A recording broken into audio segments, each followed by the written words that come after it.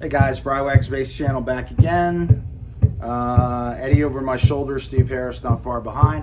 So a couple weeks ago I was working on Pink Floyd Money.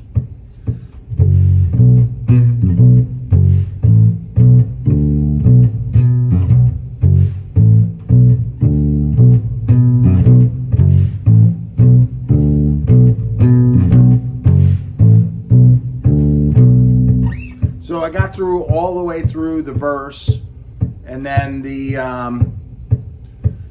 sax solo didn't really go over, but I want to go over the guitar section. So once they get to the guitar section where Gilmour is just like ripping out, right?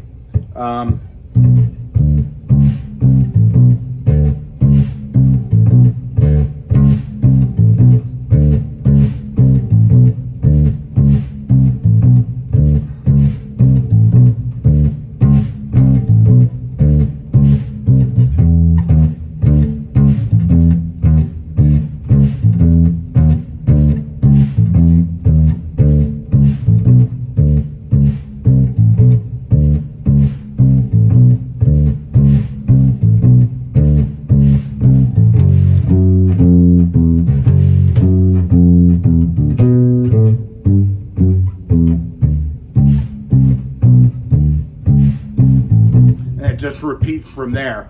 So let me turn the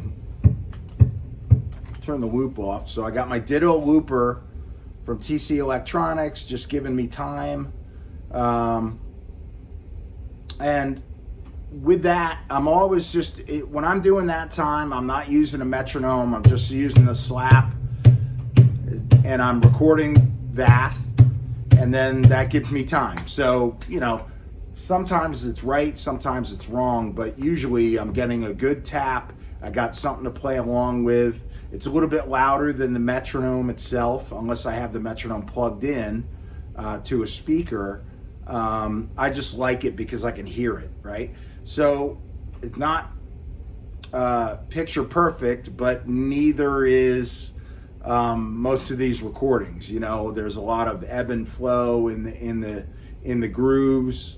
I'm sure Pink Floyd Money speeds up and slows down a whole shit ton. They weren't using metronomes back then, and if they were, I'd be shocked. But they all have good time. Mason, the drummer from Floyd, I believe was a pretty good timekeeper. So just keep that in mind when you're watching these videos.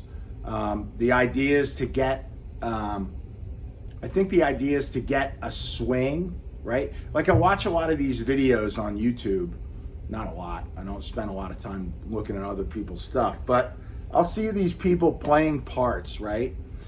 And there's like no groove or swing to it, whether they're playing bass or guitar. So, if you want an example of that, go watch some Eddie Van Halen or listen to Eddie Van Halen early with Dave or even with Sammy. That guy could groove. His rhythm was amazing. His rhythm playing was just as good as his lead playing, if not better. And I think that's what made that group so good, is that they all would swing. Alex, Eddie, and Michael could swing when they played. Floyd is the same way. Roger Waters, Nick Mason, Richard Wright, David Gilmour. I mean, talk about groove. There's not a better groove player, guitarist than David Gilmour. There's just not. He doesn't play a lot of notes, but man, does it swing and does it groove, and it's in the pocket. So when you're doing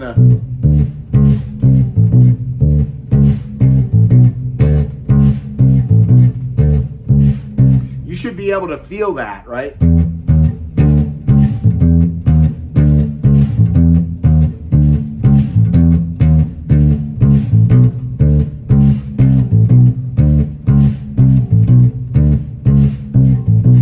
Listen to the recording of Pink Floyd Money in the guitar solo section and the bass that's backing it up. It's just so in the pocket, man. Like, oh God, it's so great. So that's just, keep in mind, you know, these bands from the 60s and the 70s and even the 80s, you know, the 80s would swing less, depending on the band. But, you know, if you listen to 70s rock, those guys could play and they could swing. Any track. Listen to Boston, the Eagles. I mean, I could go on and on and on. There's just Funk 49 from the James Gang. Talk about groove, Jesus.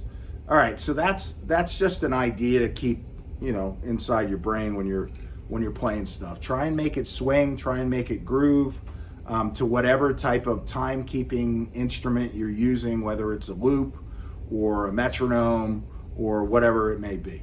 Okay, so that's today. That's Pink Floyd Money guitar section. Peace out, Cub Scouts. I'll be back tomorrow with another one. Thanks, guys. If you like what you see, subscribe. Hit that subscribe button. Hit that like button. Leave comments. I'm getting lots of comments. I just got a comment that I was out of tune, so I appreciate that. Thank you. I always want to know when I'm out of tune, and I need to do a better job when I sit down tuning up my instrument. But sometimes I got an idea in my head and I just want to roll. So do it. Peace out.